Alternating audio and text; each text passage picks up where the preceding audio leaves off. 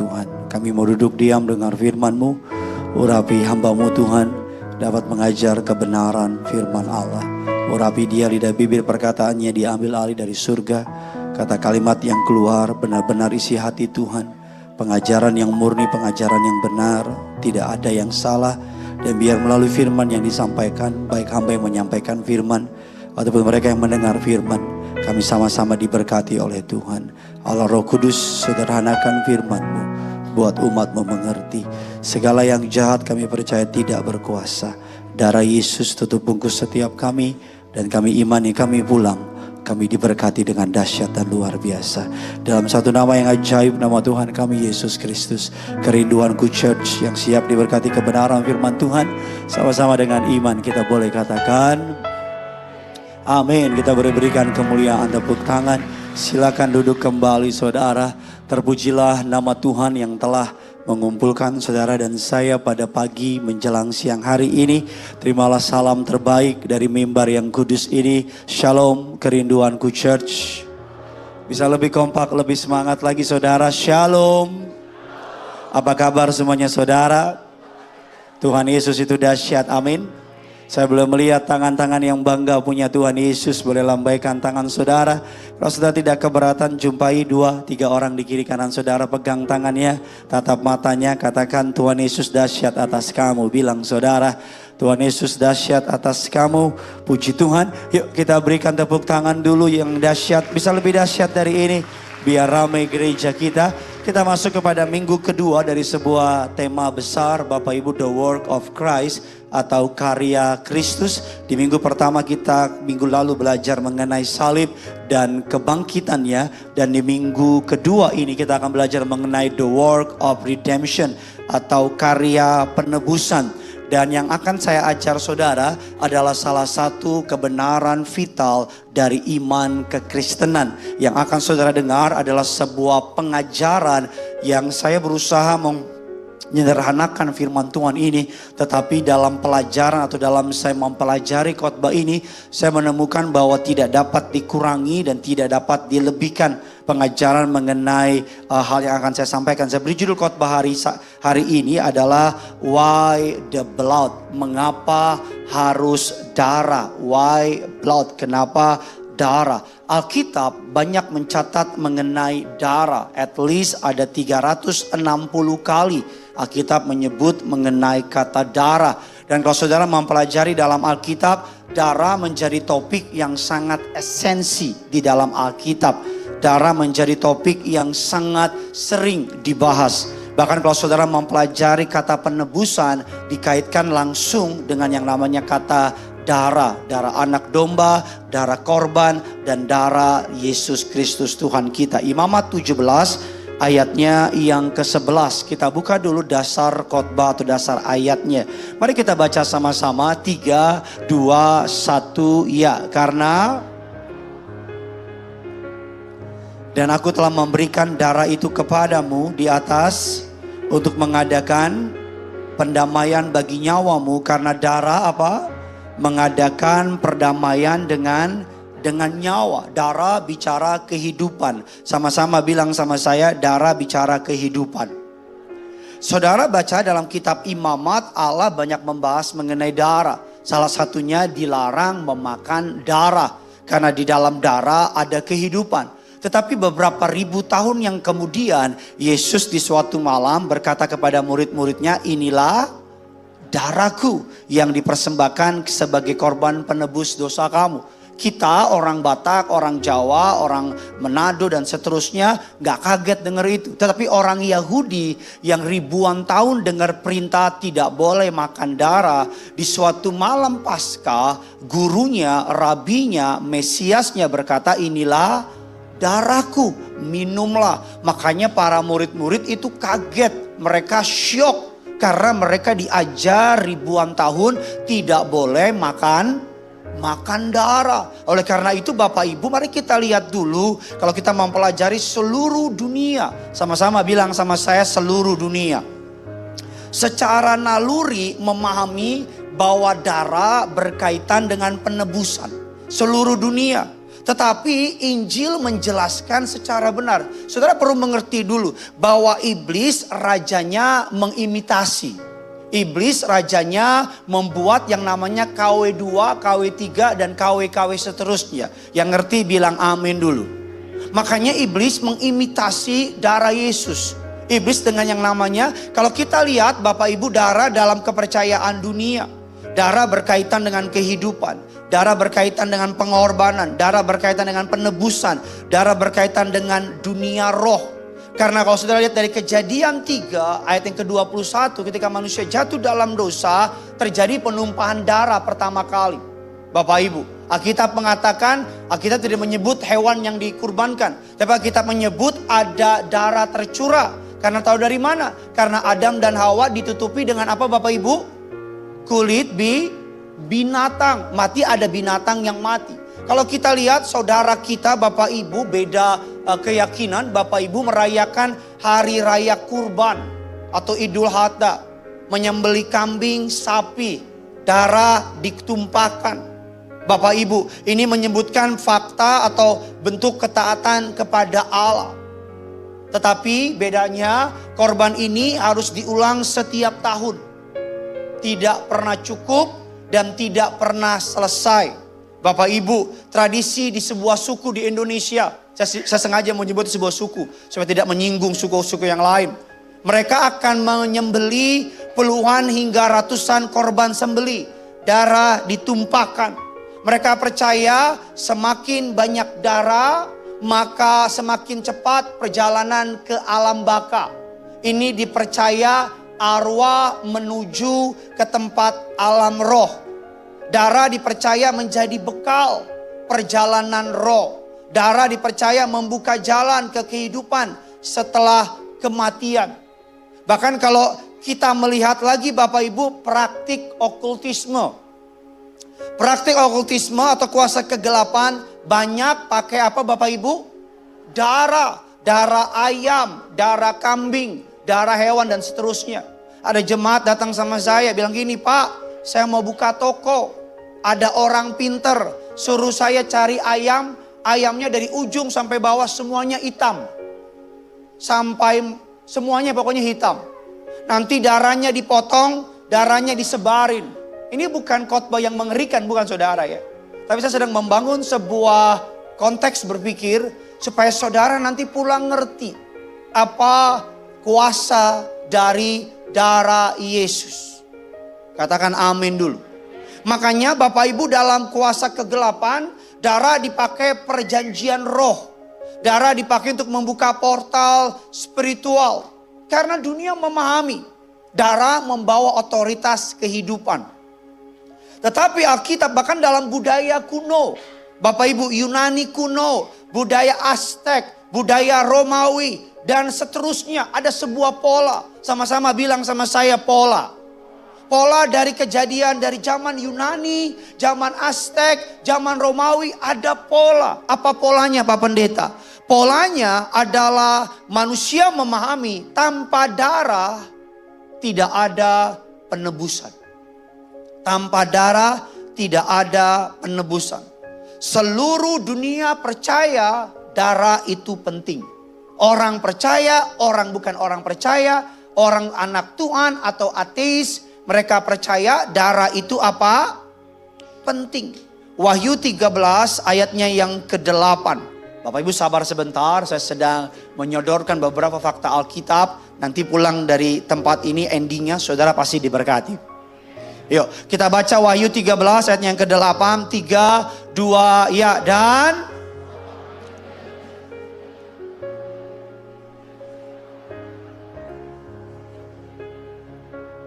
di dalam kitab kehidupan dari anak domba yang telah apa? Sebelum dunia dibentuk, Allah telah menyiapkan rencana penebusan. Saya pernah bilang salib bukan emergency plan. Salib bukan improvisasinya Allah. Tetapi salib adalah God's eternal plan. Katakan amin. Apa salib? Salib adalah redemption. Apa arti redemption? To buy back something that was lost. Untuk memberi kembali sesuatu yang sudah apa? Hilang. Allah menciptakan Adam dan Hawa, dan Allah memberikan dunia ini di bawah kuasa Adam dan Hawa. Tapi Adam dan Hawa memberontak terhadap Allah, kuasa itu diberi oleh iblis. Makanya harus ada salib. Karena kuasa itu telah diberikan kepada iblis, Allah ingin buy back. Allah ingin apa Bapak Ibu? Beli kembali, ambil kembali. Makanya kalau saudara lihat penciptaan manusia itu begitu unik. Dia menciptakan seluruh ciptaannya, tidak ditaruh rohnya. Yang ngerti bilang amin dulu. Tidak ditaruh apa? Rohnya. Cuman ditaruh, diciptakan binatang, diciptakan tumbuhan. Cuman dari debu tanah, cuman dari barang-barang dunia. Dari penciptaan. Tetapi ketika dia menciptakan manusia, dia menghembuskan apa? Rohnya yang kudus. Nah, rohnya yang kudus itu tidak dapat berkomunikasi dengan yang tidak kudus. Makanya ketika manusia jatuh dalam dosa, yang pertama terjadi adalah keterpisahan dengan Allah. Nah, roh yang kudus itu, Allah yang kudus itu mau tetap tinggal di manusia. Ini saudara kayaknya makin bingung dari awal saudara. Bilang kiri kanan saudara, mikir. Bilang sama yang baru ngomong, jangan bengong. Ngomong dipatok ayam nanti saudara. Gini, Allah menciptakan manusia dari debu dan dikasih apa? Rohnya. Amin. Saya pengen muka saudara kelihatan tertarik dulu saudara mukanya. Jadi ngerti nggak ngerti amin dulu aja. Karena amin adalah langkah dari iman. Jadi darah dan tanah dan debu dan tanah. Betul? Tuhan Allah kasih apa? Rohnya. Nah, rohnya itu kudus. Roh yang kudus itu tidak dapat terkontaminasi dengan dosa. Katakan amin dulu. Makanya Alkitab mengatakan Bapak Ibu dosa itu, saudara tahu nggak? Kata dosa dalam perspektif perjanjian lama, dalam perspektif kejatuhan manusia adalah menggunakan kata asam. Nama lengkapnya asam lambung. Asam saudara adalah kesalahan, rasa bersalah, pelanggaran yang membutuhkan korban. Guilty offering. Nah, ketika Adam dan Hawa memberontak terhadap Allah, ketika Adam dan Hawa makan pohon pengetahuan yang baik yang benar, isunya bukan soal dosa doang. Tapi isunya Adam dan Hawa sedang mendeklarasikan kepada surga bahwa mereka mau berontak terhadap Allah. Ingat 17 Agustus deklarasi, proklamasi kemerdekaan Indo. Ini saudara kalau nggak tarik saya bisa ganti khotbah saudara. 5 langkah diberkati. Itu kan kesukaanmu kan? Gini. Yang sedang saya ajar, it will be bless you. Akan berkati kamu. Amin. Lock your eyes upon me. Tatap mata saya. Ketika Indonesia memproklamasikan kemerdekaan, Indonesia sedang bilang dia memisahkan diri dari Belanda. Yang ngerti bilang amin dulu. Indonesia berdiri di bawah kaki sendiri. Itu terjemahannya asam. Memberontak, menolak di bawah otoritas lain.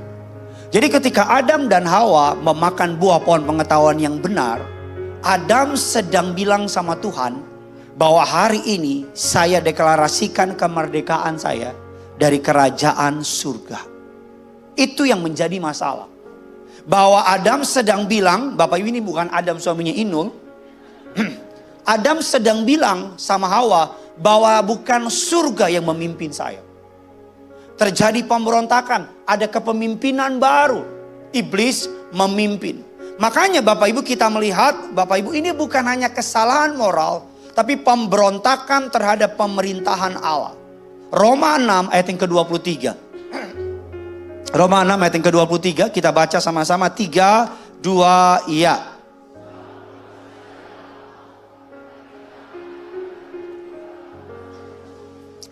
Ini yang menggunakan kata aslam. Karena dosa upahnya adalah apa?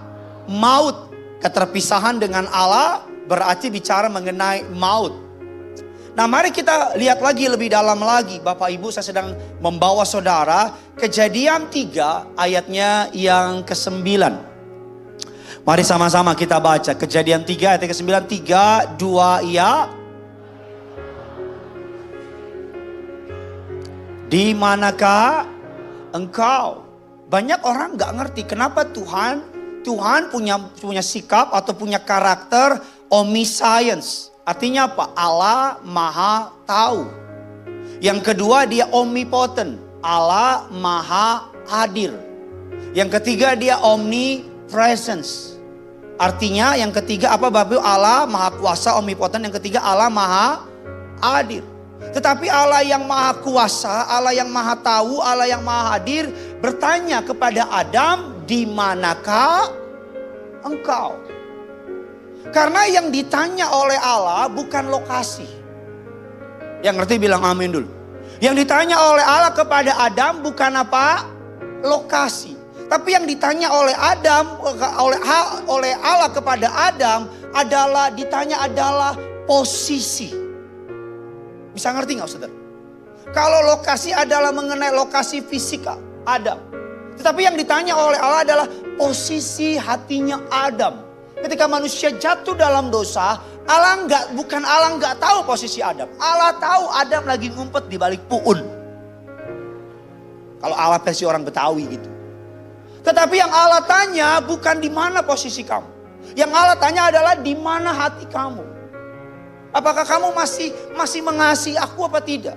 Itu yang terjadi setiap kali kita jatuh dalam dosa. Allah tidak tanya mengenai perbuatan kamu. Allah tidak tanya mengenai lokasi keadaan kamu. Tapi Allah tanya hati kamu. Ketika Adam jatuh dalam dosa, Adam kehilangan hubungan dengan surga. Adam kehilangan hubungan dengan surga. Roma 5 ayat yang ke-12, mari kita baca. 3, 2 Roma 5 ayatnya yang ke-12. 3, 2 ya. Sebab itu, dan oleh dosa itu juga, karena semua orang telah, ini menjadi masalah besar manusia. Apa masalah besar manusia? Garis darah. Karena Adam berbuat dosa, kata Alkitab, oleh satu orang, maut, dosa masuk ke dalam dunia. Menjalar kepada semua orang. Karena semua orang telah apa? Berbuat dosa. Bahasa gampang gini. Garis darah semua manusia pendosa. Orang berdosa. Saudara ingat dari awal bahwa darah seluruh dunia mengakui darah. Kita ingat bahwa semua dunia mengakui bahwa darah adalah sumber penebusan. Katakan amin. Kita tadi mengajar bahwa karena Adam memberontak terhadap Allah, maka upahnya adalah maut. Dan bukan hanya maut, tapi seluruh manusia adalah orang berdosa. Di sini ada kasus. Sama-sama bilang sama saya, ada kasus. Nah, masalahnya di sisi lain ada pendakwa, accuser. Namanya siapa? Jangan lihat suamimu, Bu. Namanya siapa? Iblis. Iblis adalah accuser, pendakwa. Iblis tahu peraturan dari surga. Iblis tahu peraturan dari Allah. Dan iblis tahu satu hal, bahwa Allah tidak akan melanggar firman-Nya. Katakan amin.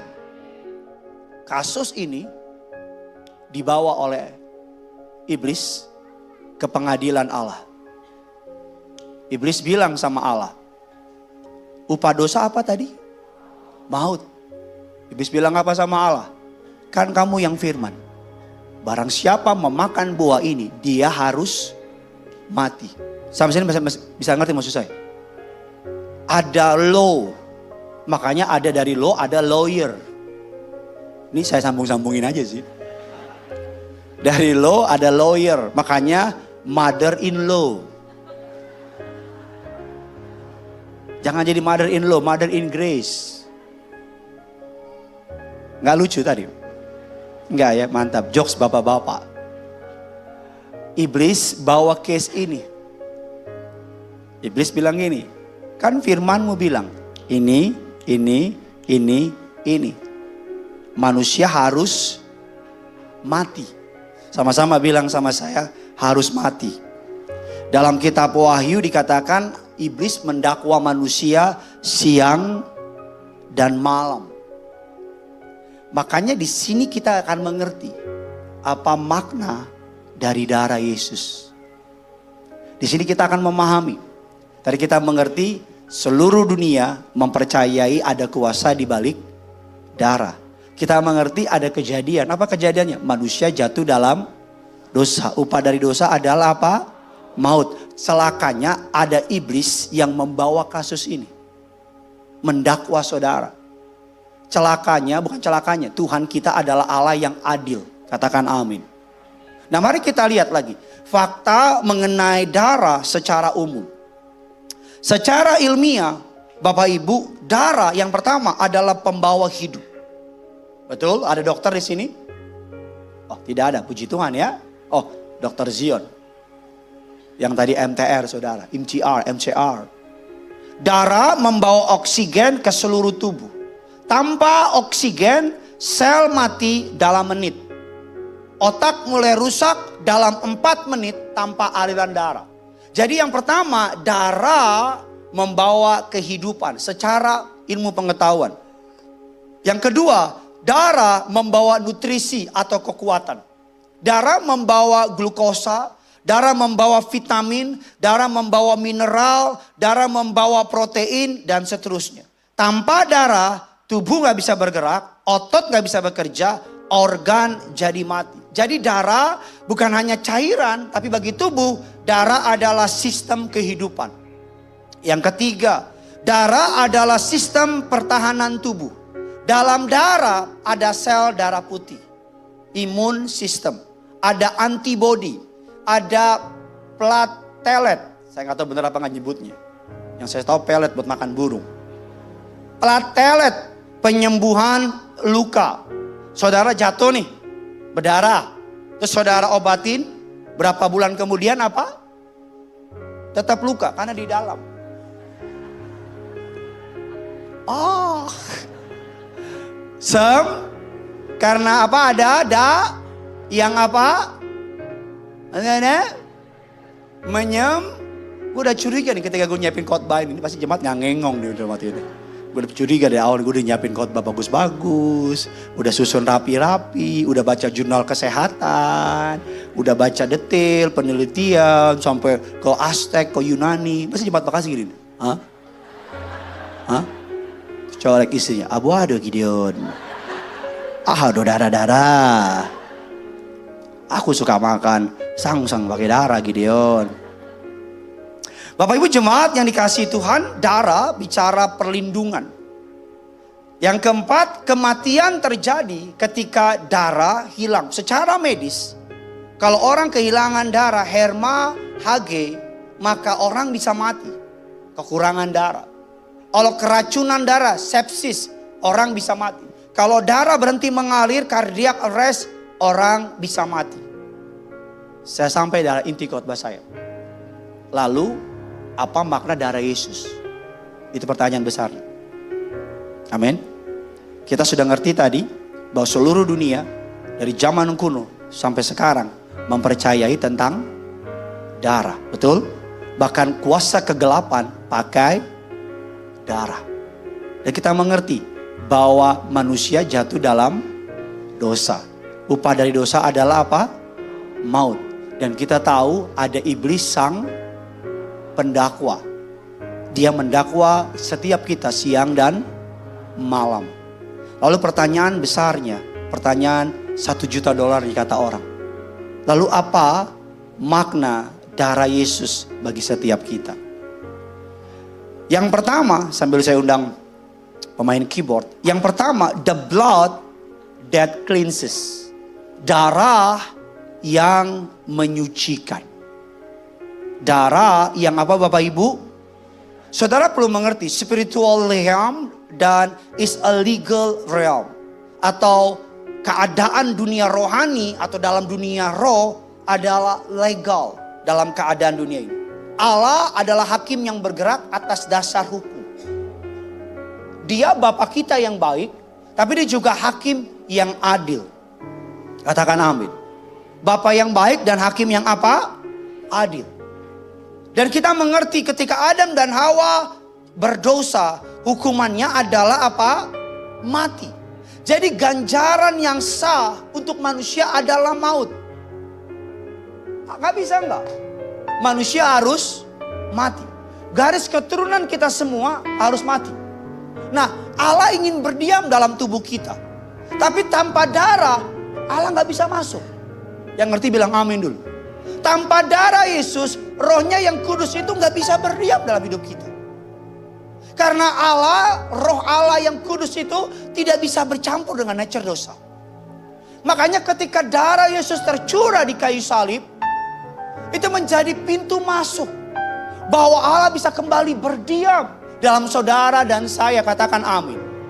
Sebelum darah tercurah, Alkitab saya mengatakan Allah hanya berkata, Immanuel, aku beserta kamu. Tapi ketika dia mati di kayu salib, Alkitab mengatakan inilah darahku yang tercurah buat kamu. Bicara, makanlah, minumlah, tinggal di dalam aku. Ketika manusia jatuh dalam dosa, Alkitab mengatakan mereka kehilangan kemuliaan Allah. Ketika mereka berdosa, Allah memberikan yang namanya kulit binatang, menutupi yang namanya sementara, hanya sementara, menyelubungi mereka. Dan Alkitab saya mengatakan, daun ara, kulit binatang, daun dan sebagainya, anak darah domba dan seterusnya, gak cukup, gak bisa. Imamat 17 ayat yang ke-10 dan ke-14 mengajar kita bahwa darah itu menjadi pendamaian. Mari kita baca Ibrani 10 ayat 1 dan 4. Ibrani 10 1 dan 4. 3, 2, ya, di dalam hukum hanya terdapat dari keselamatan yang akan, bukan hakikat dari. Karena itu dengan korban yang sama setiap terus dipersembahkan. Hukum Taurat tidak mungkin mereka yang datang mengambil bagian di dalam. Ayat yang kedua, sebab jika hal itu mungkin pasti orang tidak apa? Sebab mereka melakukan ibadah itu tidak akan dosa setelah disucikan sekali untuk. Tetapi justru oleh korban-korban itu setiap tahun orang diperingatkan akan adanya apa? Ayat yang keempat, sebab tidak mungkin. Dan darah domba jantan apa Bapak Ibu? Menghapus dosa. Darah harus bisa mengcover dosa manusia. Kalau enggak, murka Allah akan datang. Darah yang pertama, cleanse us, menguduskan kita. Katakan amin. Saya kasih kesempatan saudara untuk berkata amin sama kebenaran ini. Darah Yesus menguduskan kita. Amin. Amin saudara. Darah Yesus menguduskan kita. Dia bukan saja menjadi korban pendamai atas dosa kita, tapi dia mengampuni dosa kita. 1 Tesalonika 1 ayat yang ke-10 bilang demikian. Dan untuk menantikan kedatangan anaknya dari surga, yang telah dibangkitkan dari antara orang mati, yaitu Yesus yang menyelamatkan kita dari apa? Sekali lagi, dari apa? Lebih semangat lagi, dari apa? Hukuman yang paling mengerikan, murka Allah, telah ditanggung Yesus di kayu salib. Katakan amin. Maka kamu jangan takut sama hukuman dunia. Kamu jangan gentar sama hukuman dunia. Karena hukuman yang paling mengerikan Tuhan sudah selesaikan. Yang kedua, bahwa darah akan memberikan kita the blood that gives us an access. Darah yang memberikan kita akses. Kalau saudara ke tabernakel, kemah suci, ada pelataran, ruang suci, ruangan maha suci. Tuhan suruh Musa bikin mirip banget. Plek ketiplek kalau bahasa gampang. Plek ketiplek benar gitu ya. Plek ketiplek. Gak penting saudara. Karena tabernakel adalah bayangan apa yang ada di surga. Setahun sekali di hari pendamaian, imam harus bawa lembu jantan. Harus bawa apa Bapak Ibu? Lembu jantan dan domba jantan. Darah domba jantan akan dipercikan. Saya pernah bilang sama saudara, orang bawa domba, dombanya diteliti, dan akan di-cross tangannya. Dosa orang ini dipindahkan ke apa? Prok-prok tolong dibantu. Ke aqua, ke minum, ke domba. Jadi setiap kali domba itu disembelih, kalau dosanya cukup besar, domba. Kalau dosanya kecil, tekukur. Ya baca Alkitab ini beneran. Kok sudah ketawa sih? Gian gue ngelucu lo gak ketawa. Gian gue gak berniat melucu lo ketawa. Kalau dosanya kecil itu terkukur. Kalau dia orang miskin terkukur, gak mampu, merpati. Tapi kalau dosanya cukup besar itu domba. Saya yakin kalau kita semua masih ada sistem itu. Mungkin dinosaurus kita potong. Jujur aja lah, jujur aja lah. Jujur aja lah, ngaku aja lah. Betul gak? Betul tidak? Kalau itu masih ada sistem sekarang, ini darah semua sini. Mungkin saudara setiap hari, apa nih? Sapi gede. Apa nih? Dinosaurus. Karena kelakuan kita, mari kita jujur. Mari kita jujur. Gereja adalah tempat orang-orang berdosa yang butuh anugerah Allah. Betul gak? Kalau sistem itu masih terjadi hari ini, tiap minggu nih. Bikin apa loh? Kemarin Pak Pendeta, ada mobil nyalip gue maki-maki. Maki apa? Ya Ragunan lah Pak. Bawa lagi. Lo bawa apa lo? Sapi. Bikin apa? Kemarin gue salip mobil orang. Oh lo orangnya.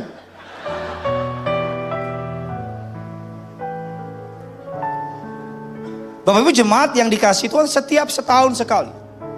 Ibrani 9 ayat yang ke-11 dan ke-12 mengatakan demikian. Baca ayat ini pelan-pelan, gak usah buru-buru. Pelan-pelan. 3, 2, iya. Tetapi stop. Untuk hal-hal yang baik, kurang semangat. Ngomong sama dirimu. 3, 2, 1. Untuk yang akan, sekali lagi sambil taruh tanganmu di dada bilang 3, 2, 1. Untuk, sekali lagi dari awal kita baca. Tetapi Kristus untuk hal-hal baik yang akan datang. Hal-hal baik yang akan datang. Ia telah apa? Melintasi kemah yang lebih besar. Tadi saya bilang kemah sebelumnya apa? Tabernakel. Dan telah yang lebih sempurna yang bukan dibuat oleh yang artinya tidak termasuk ciptaan ayat yang ke-12 kita baca. Dan bukan dengan membawa darah domba jantan dan darah anak lembu, tetapi dengan itu ia telah mendapatkan apa? Kelepasan kekal. Ketika Yesus mati di kayu salib, Alkitab berkata bait Allah, tabir bait Allah terbelah menjadi dua. Dari atas ke bawah. Kalau dari bawah ke atas berarti manusia yang robek. Tapi kalau dari atas ke bawah, siapa yang robek? Tuhan. Darah Yesus dulu hanya imam yang bisa menghadap. Tapi sekarang dimanapun, kapanpun, dalam saat apapun, Tuhan bisa saudara hampiri. Amin. Tapi pertanyaannya, udah bisa gak pernah dihampirin kan? Orang Yahudi sampai sekarang kalau ibadah, dia cek di mana kiblat Yerusalem. Orang Yahudi setahun sekali harus kembali ke sana. Tapi kita yang gak perlu cari kiblat, yang bisa berdoa kapanpun, kadang-kadang take it for granted. Betul tidak?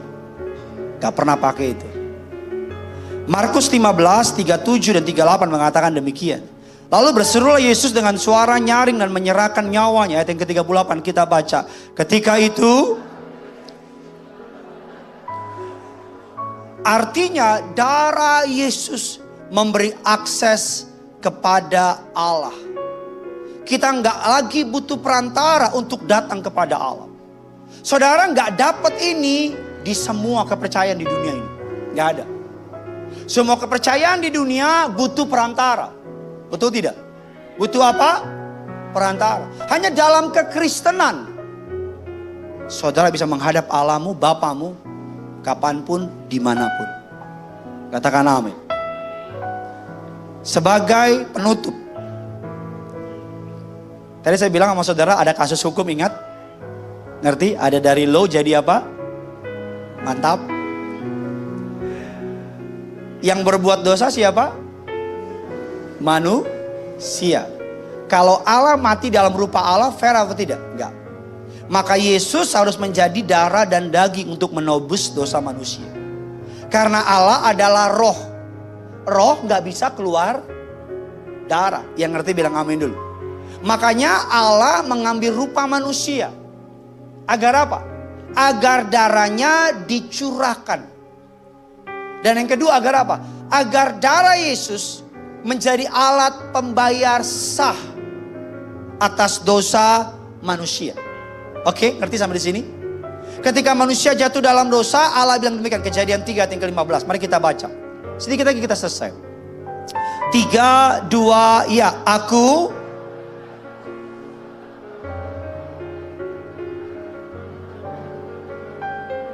keturunannya akan meremukan dan engkau akan apa?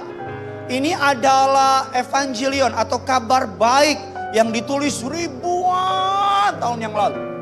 Sama-sama bilang sama saya kata keturunan. Keturunan Bapak Ibu dalam bahasa Ibraninya menggunakan kata zera. Ingat ya, zera, bukan zara. Zara diskon. Zera. Yang secara harafiah berarti benih. Kadang diterjemahkan sperma. Ngerti sampai di sini? Di seluruh Alkitab, zera selalu dihubungkan dengan laki-laki. Tahu zera? Zera, zera, zera.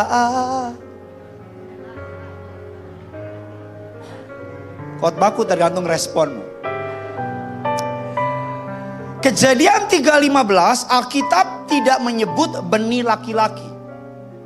Tapi Alkitab menyebut benih perempuan. Kita baca dari Kejadian 3 ayat yang ke-15. Apa itu saudara? Aku akan mengadakan antara engkau, antara keturunanmu dan keturunannya akan apa? Kenapa harus lewat benih perempuan? Ini kita belajar dikit nih. Ini pagi-pagi kalau belum sarapan susah nih. Karena kalau perut kosong, atas juga kosong. Kadang-kadang isi aja juga kosong. Tadi saya bilang hukum, legalitas. Gini. Semakin saudara ikut Tuhan, semakin saudara tahu bahwa Tuhan itu adalah Tuhan yang mengikuti firman-Nya. Ngerti nggak? Aturan main. Sama-sama bilang sama saya, ada legalitasnya. Karena kalau dia turun, langsung tebus. Kan ada orang ngomong gitu, kan dia Tuhan. Kenapa sih harus mati susah-susah? Pernah dengar ngomong gitu nggak? Orang-orang yang suka ngomong di YouTube nggak jelas itu. Ya kan? Terus ada orang suka tekin saya, Pak apa pendapatmu? Gak usah lo ladenin. Orang gila itu. Pernah dengar itu nggak di YouTube? Nggak punya TV di rumah, punya kan? Yang ngomong gini, kalau dia Tuhan, kenapa dia nggak langsung aja ampuni dosa manusia? Itu film-film. Ingat, iblis tadi apa? Pendakwa. Ini pengacara ulung. Yang gini kalah sama dia. Yang tahu-tahu aja nih. Ngerti sampai di sini. Jadi Allah dalam kemahakuasaannya ingin menebus manusia dengan legalitas yang benar. Karena kalau dengan legalitas yang salah, iblis akan bilang gini, oh nggak cengli, nggak bisa dong, nggak boleh dong. Kan yang buat dosa manusia. Jadi bisa lihat gak? Dari awal Allah menciptakan manusia jatuh dalam dosa. Allah berusaha mencari cara supaya manusia ditebus dengan sistem yang benar. Supaya berkatnya juga benar dan saudara bisa klaim. Makanya kalau kita bilang doa, cari Tuhan, maka semua ditambahkan, itu legalitas. Itu peraturan. Jadi kamu lakuin itu, maka Allah yang berjanji nggak bisa bocengli sama saudara. Ini orang Batak sosok bocengli nih. Kalau kamu udah cari Tuhan, cari kebenarannya, kalau kerajaan yang nggak menambahkan, kamu bisa komplain. Bisa ngerti sampai di sini? Dia Allah yang secara legalitas, ini mirip-mirip di ini apa? Pijit-pijit itu ya. Awal-awal bener, belakang kok jadi tempat kayak dipijit ya. Tinggal lampu digelapin dikit nih. Sudah pas tekanannya Pak? Sudah. Yang macam-macam Dennis. Ini sahabat saya saudara. Saya ketemu dia di lampu merah. Pak, minta Pak gitu. Saya bilang emas dan perak tidak ada padaku. Tapi demi nama Yesus berjalanlah. Udah ikut saya 2000 tahun saudara. Wawe aja lo. Bercanda saudara jangan begitu. Itu ikut Gideon dari lampu merah jangan saudara. Bercanda. Yang udah ikut, yang udah kenal saya udah lama tahu lah. Sampai di mana khotbah saya tadi? Kasih nada lagu gereja. Jangan itu apa di tempat-tempat pijit saudara. Saya cari sampai di mana tadi ya. Nah, hukum legalitas, dosa asal, original sin. Secara teologis diwariskan melalui garis Adam. Itu disebut dengan yang namanya dosa Adam, bukan dosa Hawa. Kalau mau fair, yang buat dosa pertama siapa? Kok saya kayak nggak terima gitu sih? Yang buat dosa pertama siapa? Bu, nggak kedengeran siapa Bu? Nah, itulah kenapa kamu harus tunduk sama suamimu Bu. Karena engkau lah penyebab biang kerok ini Bu. Suami gini, ini pendeta favorit gue nih. Ini pendeta gue suka banget nih. Dia suka menjabarkan kebenaran firman Allah. Dosa Adam. Padahal yang buat dosa pertama kali Hawa. Tapi Pak Pendeta salah sendiri kenapa Adam gak nemenin Hawa. Makanya Hawa buat dosa. Jadi kalau dilanjutin kita perang nih saudara. Nah jika Yesus punya ayah biologis, benih laki-laki, maka Yesus akan mewarisi darah yang terkontaminasi. Bisa ngerti sampai sini? Kalau dia berdosa, maka dia nggak bisa menebus siapapun. Dengan Yesus menjadi Zera Isa, Yesus lahir sebagai manusia 100%, tetapi dia 0% terkontaminasi virus dosa Adam. Tapi Pak Pendeta, kan Maria juga manusia, betul? Jadi dia bawa sinful nature manusia juga dong. Mungkin saya bisa ngomong gitu kan. Tetapi Alkitab bilang dalam Lukas 1 ayat 47, dia menyebut Allah juru selamatku. Artinya Maria juga butuh apa? Keselamatan. Ini pelan-pelan saudara, pelan-pelan ya. Kalau cepat-cepat saudara nggak ngerti. Pelan-pelan aja masih bingung. Nanti pulang, gimana sih ceritanya sih? Gimana gini jadi begini si Gideon. Yesus lahir dari seorang parawan. Yang ngerti bilang amin dulu. Berarti tidak ada biologis. Kan tinggal dilanjutin. Kalau anak itu kan dari suami istri. Sperma laki-laki ketemu sama sel telur pria. Jadi apa? Anak. Ya langsung aja lah. Edan lah di pendeta di inilah, di komplain lah. Oke. Minggu pertama jadi segini. Minggu ketiga puas loh. Ya begitu, mau detail begitu. Langsung aja. Sel sperma, sel telur, kawin, kromosom, seterusnya jadi anak. Makanya anak adalah hasil joint venture, patungan suami istri. Yesus lahir dari seorang perawan, berarti ya, tidak melakukan hubungan suami istri. Berarti Yusuf tidak ada bagiannya. Berarti dosa manusia dari Yusuf tidak ada.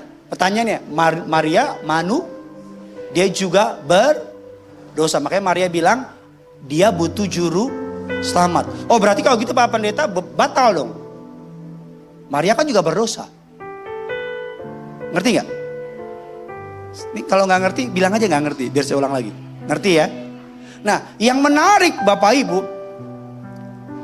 darah janin dan darah ibunya menurut kedokteran tidak pernah bercampur. Nutrisi dan oksigen memang didapat dari plasenta.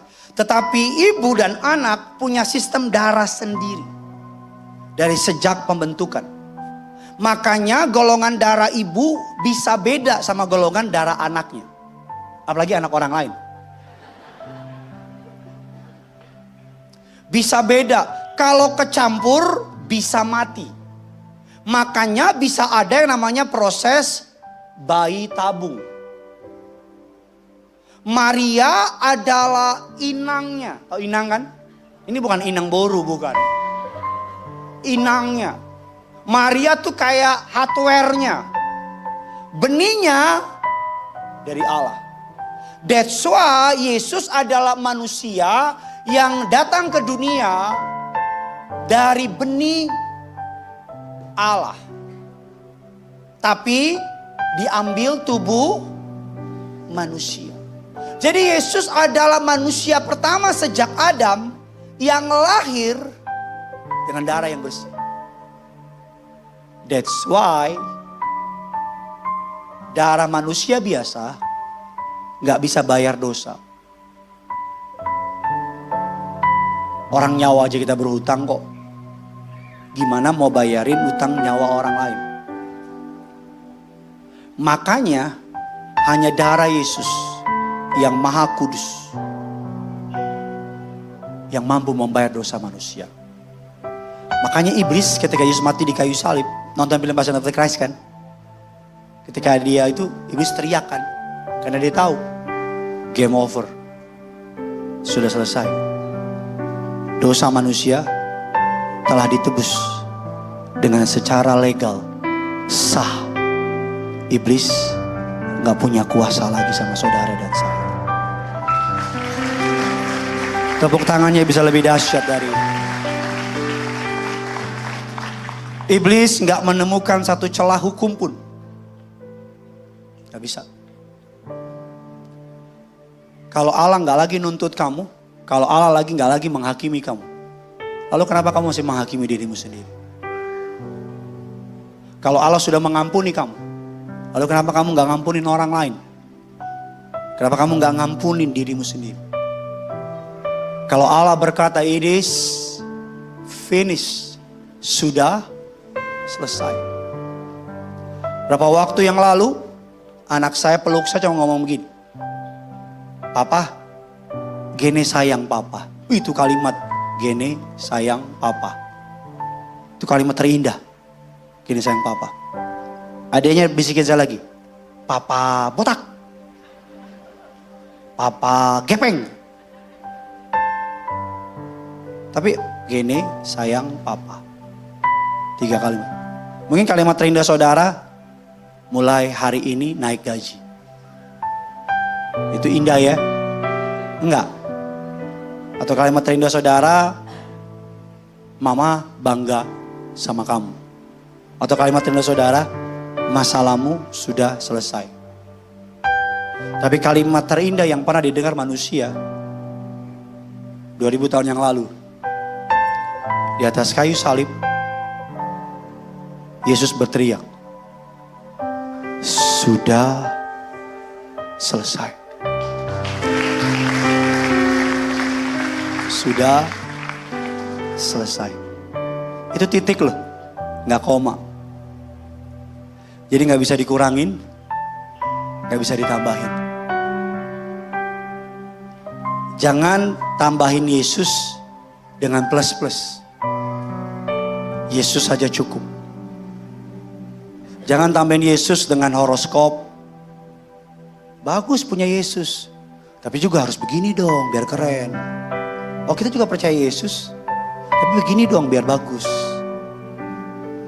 Di atas kayu salib, dia berkata, sudah selesai. Pak, tapi utang saya belum selesai. Pasti selesai kok. Pak, tapi kasus saya belum selesai. Pasti selesai kok. Pak, tapi keadaan saya belum selesai. Pasti selesai. Karena di alam roh, dia sudah menyelesaikannya. Yang Tuhan minta, kamu percaya. Kamu beriman. Sebab di dalam Yesus ada janji yang luar biasa. Kita tutup Alkitab kita. Kita berikan tepuk tangan yang dahsyat bagi Tuhan kita.